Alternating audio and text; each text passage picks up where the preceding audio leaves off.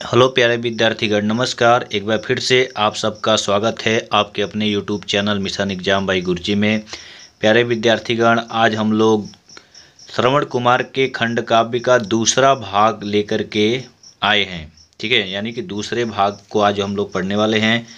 इस पहले भाग में हम लोग चतुर्थ सर्ग तक पढ़ चुके थे। आज हम लोग पंचम सर्ग से शुरू करने वाले हैं। तो चैनल पे अगर आप पहली बार हैं, चैनल को सब्सक्राइब कर लीजिएगा, बेल आइकन को प्रेस कर दीजिएगा और वीडियो को शेयर करिएगा। अपने दोस्तों तक वीडियो को शेयर अवश्य कर दीजिएगा। इंटर के सभी विद्यार्थियों के लिए बहुत महत्वपूर्ण होने वाली ये वीडियो। तो आइए शुरू करते हैं। पंचम सर्ग दशरथ सर्ग है। ये बहुत ही इंपॉर्टेंट है क्योंकि कई बार पेपर में केवल इसी को पूछा है कि पंचम सर्ग दशरथ सर्ग को लिखिए, तो आपको इतना ही बस लिखना पड़ेगा। ठीक है, तो आइए शुरू करते हैं।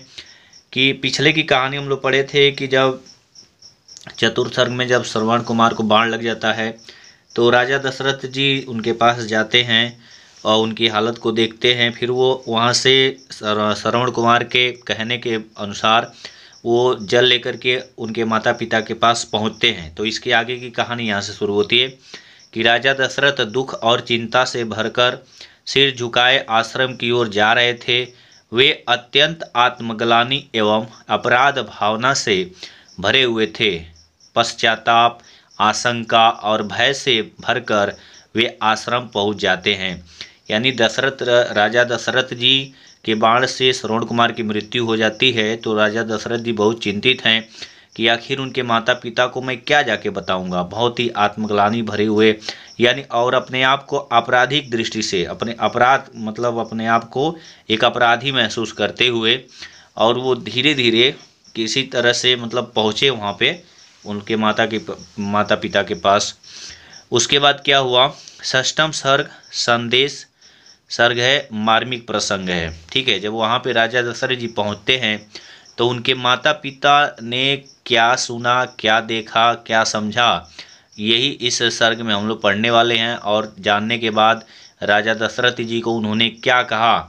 ठीक है, ये सब हम इसमें पढ़ने वाले हैं। तो आइए शुरू करते हैं कि श्रवण के माता पिता अपने आश्रम में पुत्र के आने की प्रतीक्षा कर रहे थे। वे इस बात से आशंकित थे कि अभी तक उनका पुत्र लौट कर क्यों नहीं आया। उसी समय उन्होंने किसी के आने की आहट सुनी। वे राजा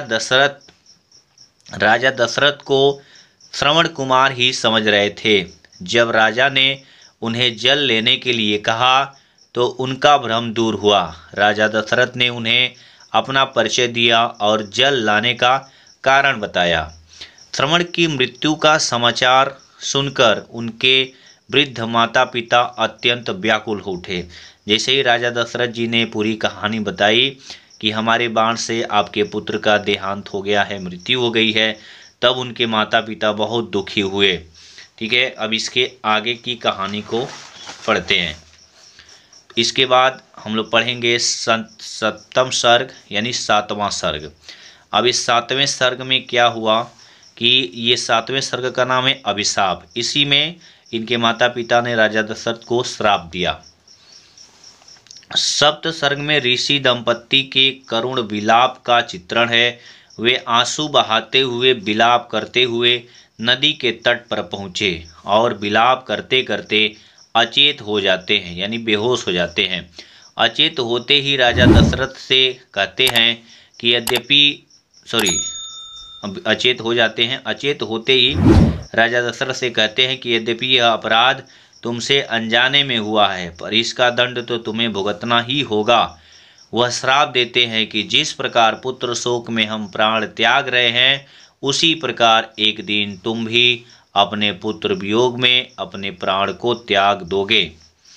इसके बाद अष्टम सर्ग में निर्माण है। ठीक है, निर्माण क्या होता है कि श्रवण कुमार के माता पिता द्वारा दिए गए श्राप को सुनकर राजा अत्यंत दुखी होते हैं। श्रवण के माता पिता भी जब रो रो कर शांत होते हैं तो उन्हें श्राप देने का दुख होता है। अब पिता को आत्मबोध होता है कि और वे सोचते हैं कि यह तो नियति का विधान था। यानी श्रवण कुमार के माता पिता जब रो रो करके शांत हुए तो उनको ये आभास होता है कि हमने कहीं ना कहीं राजा दशरथ जी को जो श्राप दिया है वो सही नहीं किया है, क्योंकि ये तो विधि का विधान था, नियति थी, हो गया।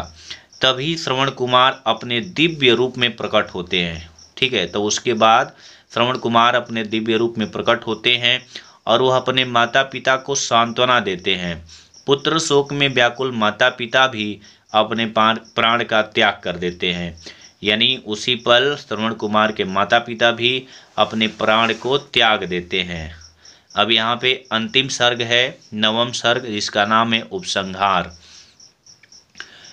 राजा दशरथ दुखी मन से राजा दशरथ दुख मन से अयोध्या लौटे। दुखी मन से, ठीक है, दुखी मन से वे अयोध्या लौटे आते हैं। वे इस घटना का जिक्र किसी से नहीं करते, यानी इस घटना को वे किसी से बताते नहीं हैं। जब राम वन को जाने लगते हैं तो उन्हें उस श्राप का स्मरण हो आता है। यानी जब वो श्री रामचंद्र जी वन जाते हैं तो राजा दशरथ जी को श्राप याद आ जाता है और वह यह बात अपनी रानियों को बताते हैं।